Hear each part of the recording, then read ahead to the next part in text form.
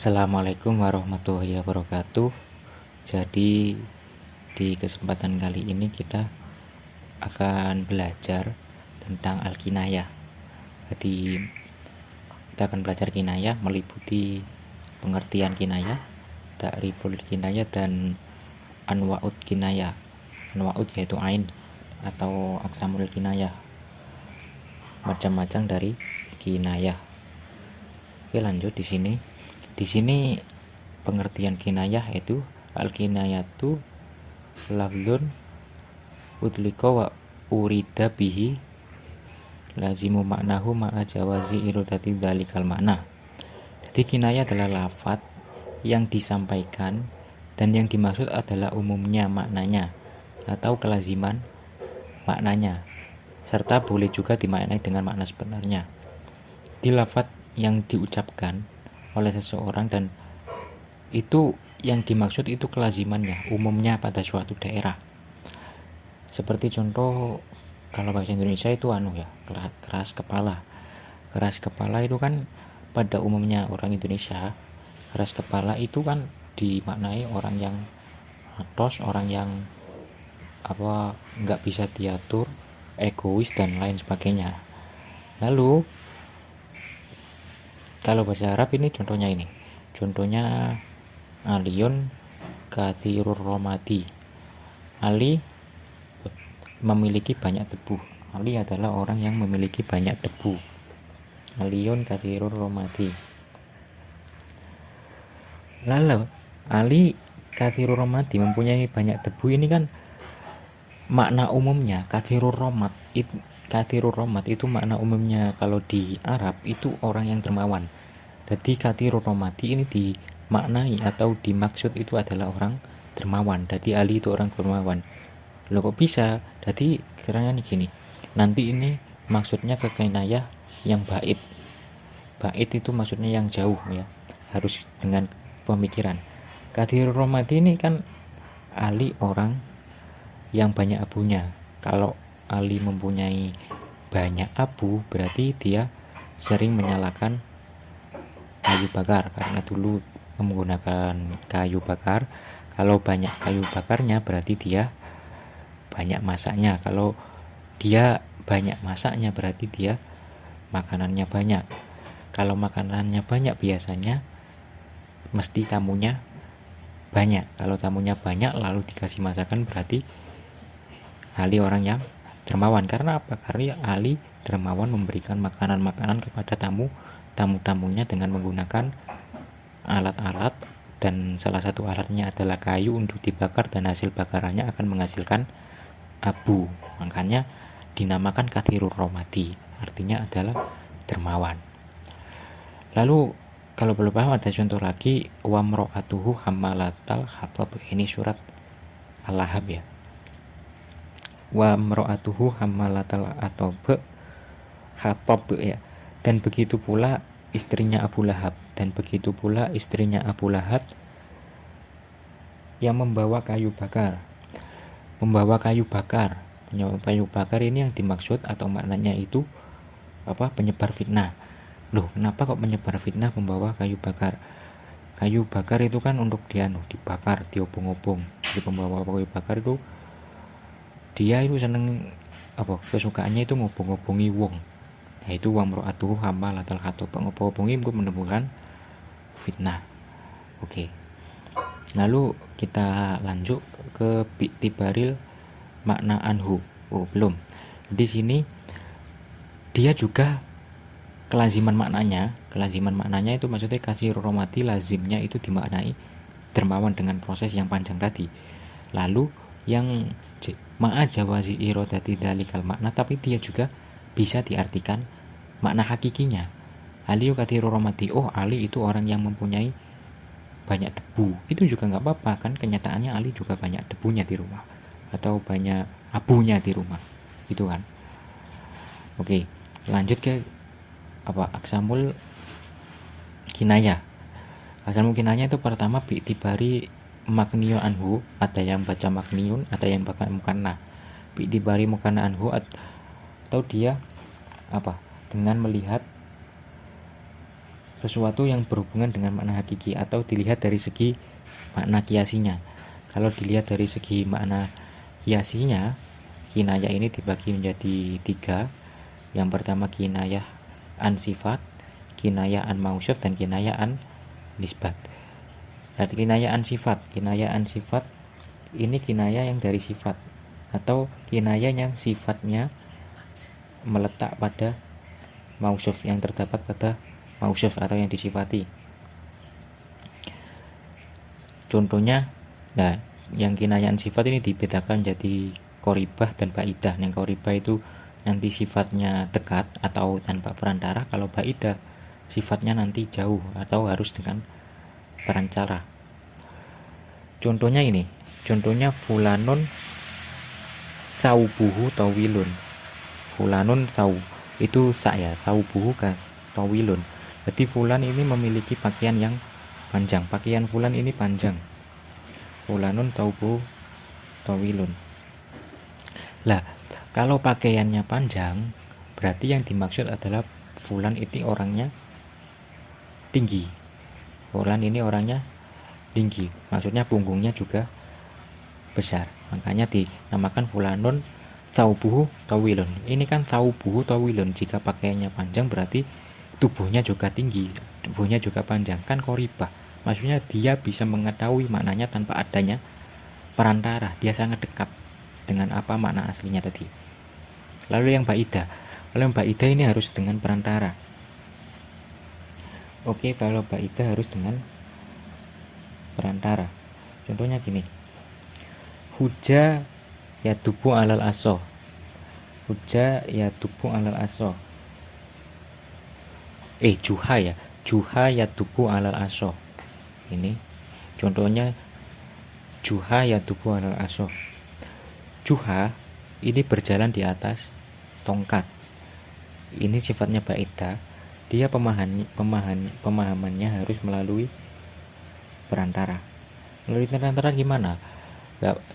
Melalui perantara yakni juha, artinya yadubu alal aso, ini artinya juha ini, orang yang bernama juha ini sudah tua. Kalau sudah tua, makanya dia berjalan dengan menggunakan tongkat untuk membantu dia berjalan, ya kan? Kalau orang tua biasanya nak melaku kudu gawe tongkat, nek gawe tongkat repot, Pak. Jadi kalau sudah orang itu kalau jalan sudah menggunakan tongkat, makanya dia diadakan tua. Dan baidah itu harus dengan perantara. Kita harus berpikir dulu apa makna dari yadubu alal aso tadi, ya kan? Itu baidah. Terus yang pembagian kinayah yang kedua, kinayah an mausuf. Kinayah an mausuf ini adalah kinayah untuk yang disifati atau orangnya untuk orangnya.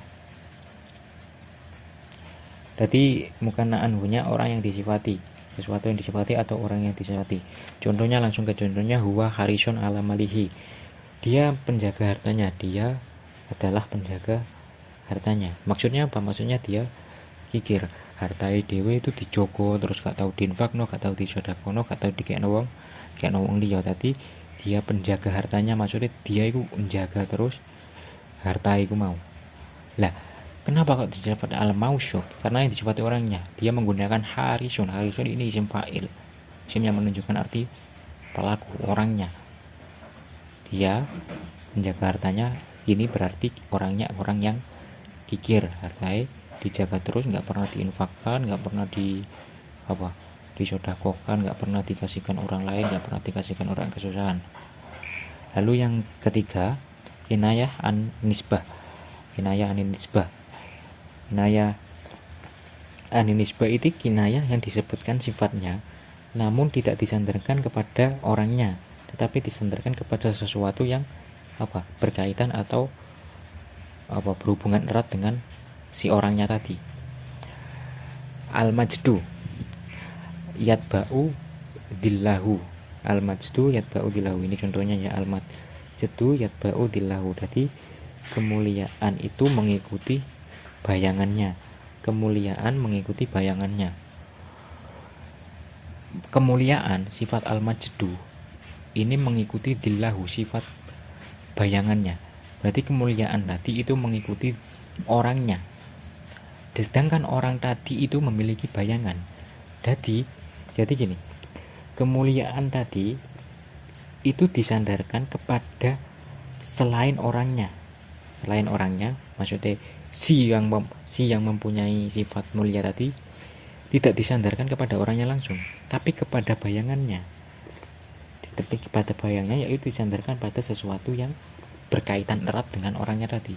Setiap orang berjalan kalau siang hari pasti memiliki bayangan eka mendung, ya kan? Jadi bayangan itu mesti ada ketika orang berjalan di siang hari atau di atas cahaya. Makanya sifat al-majdur tadi disandarkan kepada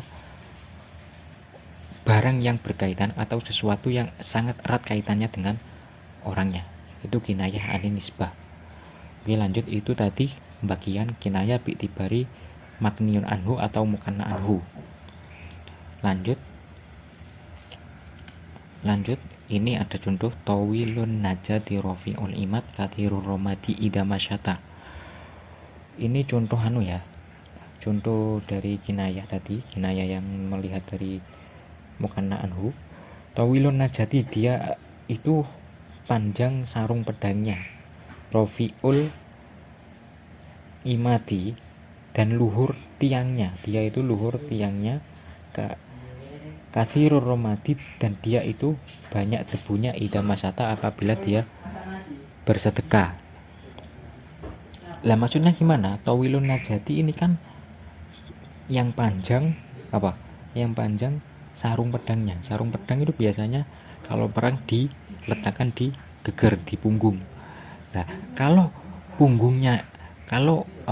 sarung pedangnya di punggung itu panjang, otomatis yang memiliki sarung tadi atau orang yang membawanya tadi itu pasti postur tubuhnya tinggi, ya kan? Itu satu kinayah yang qoribah, ya kan?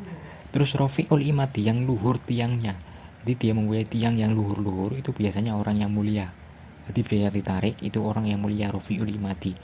Terus kasirur romadi itu debu, banyak mempunyai debu, ida masata apabila dia bersedekah. Kasirur romadi itu termasuk yang baidah, karena dia melalui perantara atau pemikiran untuk memahaminya. Kasirur romadi berarti dia banyak debu. Kalau banyak debu berarti dia banyak masak. Kalau banyak masaknya berarti banyak makanannya. Kalau banyak makanannya banyak orang yang memakannya. Kalau banyak orang memakannya berarti banyak tamunya. Kalau banyak tamunya berarti banyak yang disedekahkannya. Nah, itu pemikiran dari kathirur romadi yang artinya dermawan. Oke. Jadi kathirur romadi tadi artinya dermawan. Kita lanjut ke bi'tibaru lawazimu au wazaid wasyak. Jadi kinayah yang kedua ini dibagi atau digolongkan dengan melihat kelaziman perantara dan keadaannya. Apa tadi? Bi'tibarul lawazimi al wasaiti wasiyak, dengan melihat kelaziman perantara dan keadaan atau kondisi. Ini yang pertama ta'rid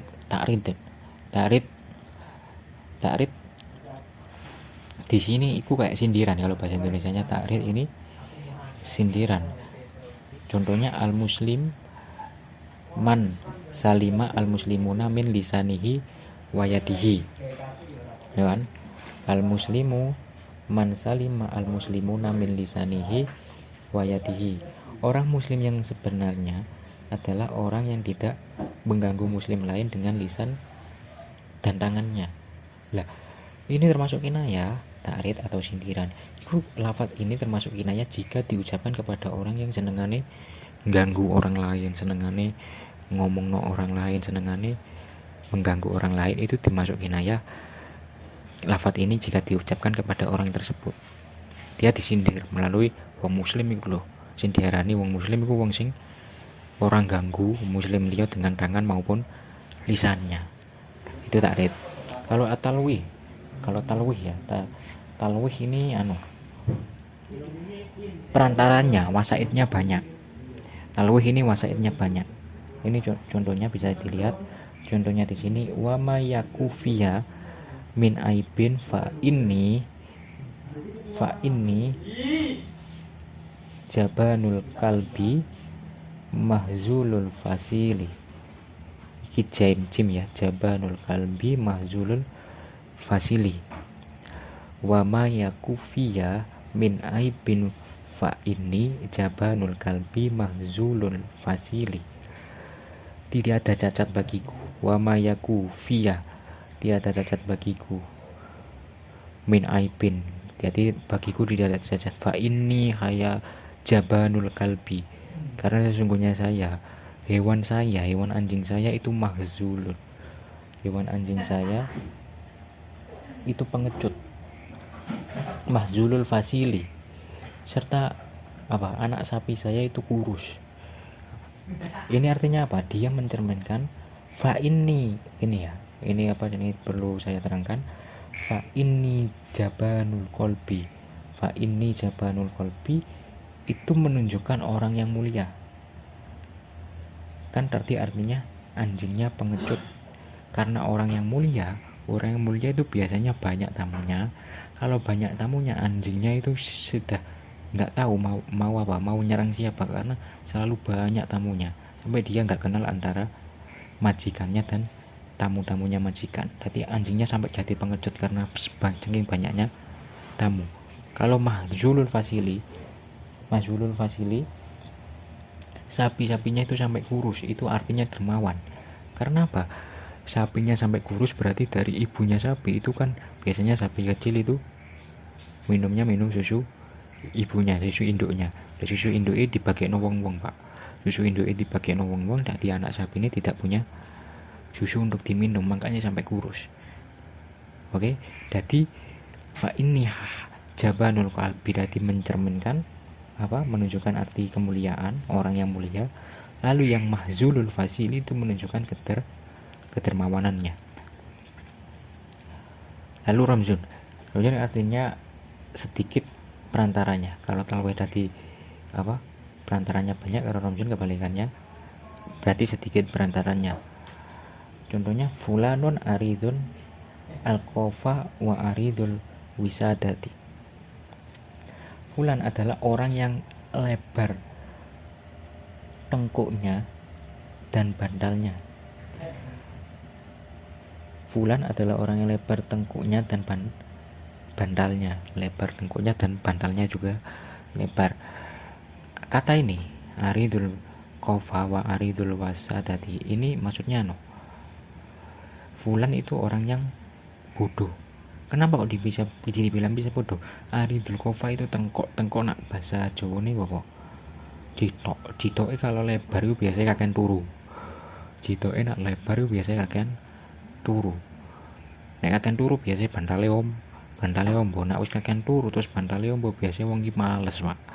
Nek orang yang males biasanya wis dadi bodoh. Itu loh, Mas.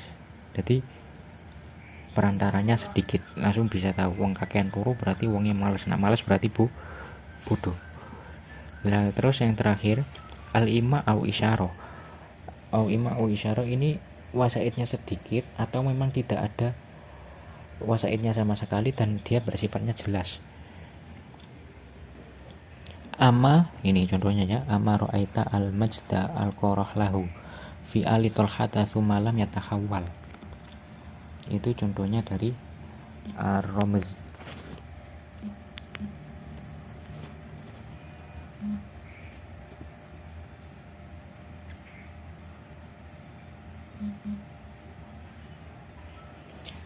Amaro aital majda al-qarah lahu fi ali talhata thummalam yatakhawal.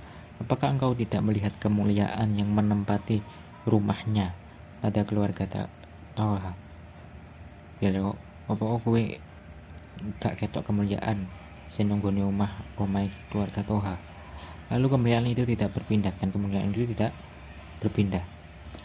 Gini penjelasannya gini. Pada bait tersebut dibuat kinayah tentang keberadaan mereka itu mulia dengan menggambarkan rumahnya tadi dengan satu penghubung yang jelas.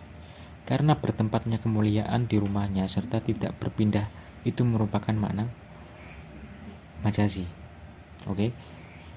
dengan menyerupakan kemuliaan dengan seseorang laki-laki yang memiliki tempat yang ia khususkan bagi seorang yang ia kehendaki. Jadi di dalam rumah itu ada orang yang mulia gitu maksudnya. Nah, penghubung makna kinayah adalah kemuliaan yang diserupakan dengan seseorang yang memiliki rumah merupakan sifat yang sudah pasti adanya, orang yang disifati dan tempatnya, dan perantara inilah yang dikatakan jelas. Hati al-ima awil isyarah itu seperti itu. Oke, untuk pembahasan tentang kinayah diakhiri dulu, mungkin sampai situ dulu. Kalau ada salah kata